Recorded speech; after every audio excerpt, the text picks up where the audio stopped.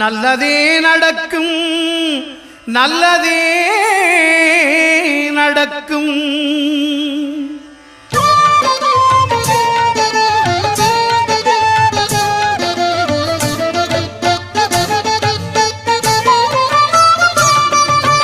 ஒன்பது கோளும் ஒன்றாய் காண அங்கு கற்பகம் என்னும் கடவுளின் மெய்யில் ஒன்பது கோளும் ஒன்றாய் காண அங்கு கற்பகம் என்னும் கடவுளின் மெய்யில் சூரியன் முதலாய் 9 கிரகமும் பலவித குணங்களை கொண்டிருக்கும். எங்கள் கற்பக தருவில் அவை வரும்போது ஒன்றாய் சேர்ந்து பலனளிக்கும்.